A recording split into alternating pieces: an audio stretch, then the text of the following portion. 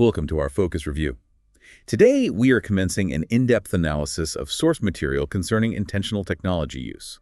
We'll be examining how digital platforms influence our behavior and, more importantly, our attention.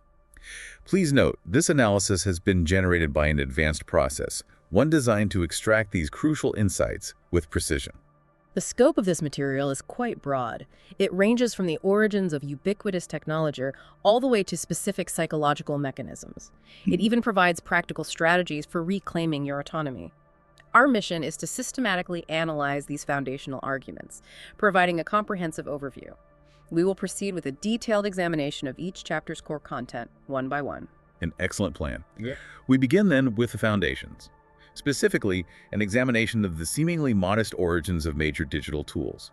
It's fascinating how their eventual impact greatly exceeded those initial intentions. It truly did. Let's look at Facebook in 2004. Initially, it was regarded as a simple novelty, just a virtual version of our printed freshman directory. Its primary use was for looking up people, nothing more. And the iPhone launch in 2007 tells a similar story. The selling points Steve Jobs emphasized were all about simple utility. That's a critical point. He was focused on integrating the iPod with the cell phone. The goal was to avoid you having to carry two devices.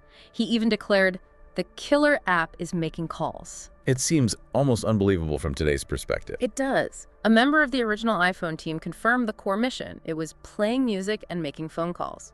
That was it. The App Store, social media notifications, mobile internet, those were not highlighted until much later in the presentation. So the vision was significantly more limited than the reality it created. This pervasive matrix of chatter and distraction we have now wasn't the original plan. Not at all. This sets the foundation for understanding our current state. The hyperconnectivity we all experience was largely crafted in boardrooms. It was not something that users consciously chose. That brings us to the next section, the technical mechanisms of behavioral addiction. Let's move to the psychological and economic forces that drive this compulsive digital use. How exactly are platforms engineered for maximum engagement? It starts with the business model. Companies drive users toward prolonged use because that is how they make their money. This profit motive raises serious ethical concerns. The material draws a parallel to an interview with Jeffrey Wigand in 1995. He was the tobacco industry whistleblower. That's correct. Wigand confirmed that tobacco companies engineered cigarettes to be more addictive. The parallel here is that tech companies are accused of engineering their platforms in a similar way, for a similar purpose. So this isn't just a bad habit. The source material argues it can meet the technical definition of addiction. It can.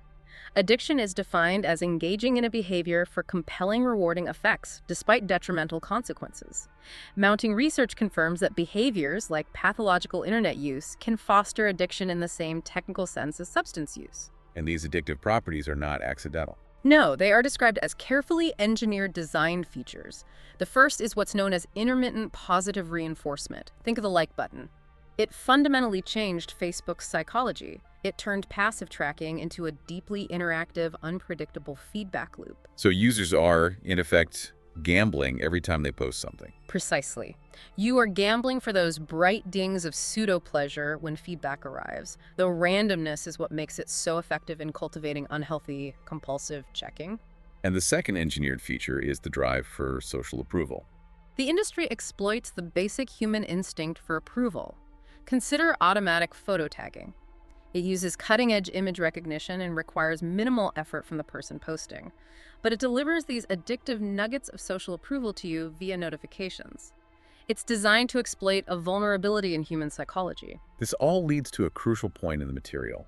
The idea that chronic distraction degrades our quality of life through solitude deprivation. This requires a very precise definition of solitude. Solitude is not about being physically alone. It is a subjective state where your mind is free from input from other minds. So you could be in a crowded room and experience solitude, but if you're alone listening to a podcast, you are not in solitude. Exactly. The moment you check a smartphone or listen to audio, solitude is banished. The source offers a powerful historical precedent with Abraham Lincoln. From 1862 to 1864, he spent almost half the year at the soldier's home cottage. This was to get away from the distractions of the White House during the Civil War. It was. The cottage provided the crucial time and space to think. This quiet reflection helped him navigate the trauma of the war and wrestle with decisions like the Emancipation Proclamation. What are some other benefits of regular solitude? It gives you the ability to clarify hard problems, to regulate your emotions, and to build moral courage. Martin Luther King Jr. had a similar moment of clarity in 1956. And paradoxically, it can even strengthen your relationships by building an appreciation for them. The modern crisis, then, is that we are chronically deprived of this state. The material points to the iGen generation as a case study. It does. This is the generation born after 1995, the first to have constant smartphone access. Studies show them consuming media up to 9 hours per day. This constant connection corresponds exactly with an epidemic of anxiety and other negative mental health outcomes. The conclusion drawn is that these persistent digital habits are making us crazy. This shifts our discussion from the problem to the solutions. Let's discuss the intentional, philosophical frameworks for managing technology. The first framework comes from Thoreau in his New Economics. It demands you balance any perceived utility against its cost measured in your life, that is, your time and attention.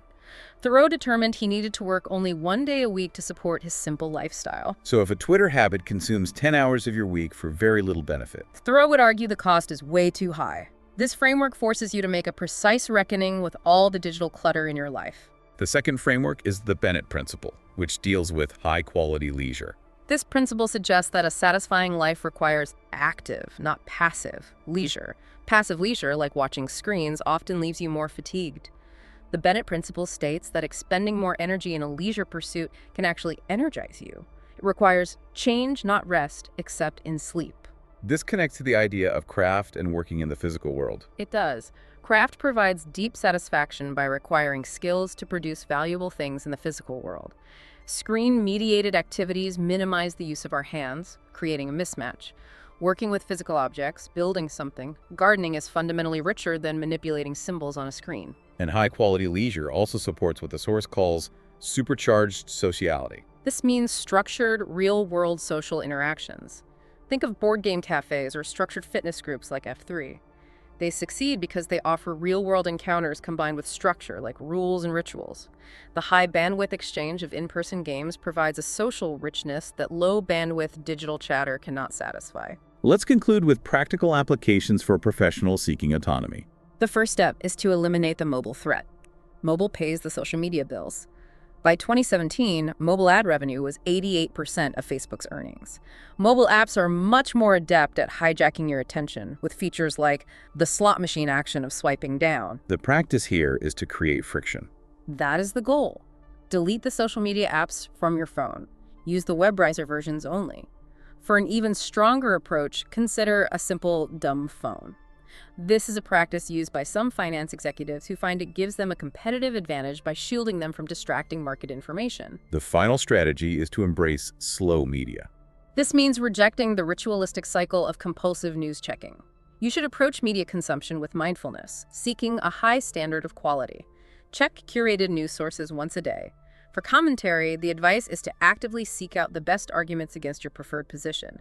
This helps you gain nuance and avoid the anxious urge to attack straw man versions of opposing viewpoints. We have now detailed the history, the psychology, and the structural mechanics of the attention economy. We've concluded with concrete strategies for professionals who seek to increase their intentionality and functional autonomy. The core challenge is realizing that your compulsive use is often the realization of a highly profitable business plan, not a personal flaw. The path forward involves intentional friction and calculated choices about technology's role in your life. It is about prioritizing activities that engage your deep human capacity. We strongly recommend reading the foundational text from which this material was drawn for a deeper understanding of these concepts. As you reflect on this, consider what you could accomplish with the time you currently spend on low-value digital activities. We encourage all of you, the friends of the show, to subscribe for future analytical sessions. And we wish you a productive and reflective day.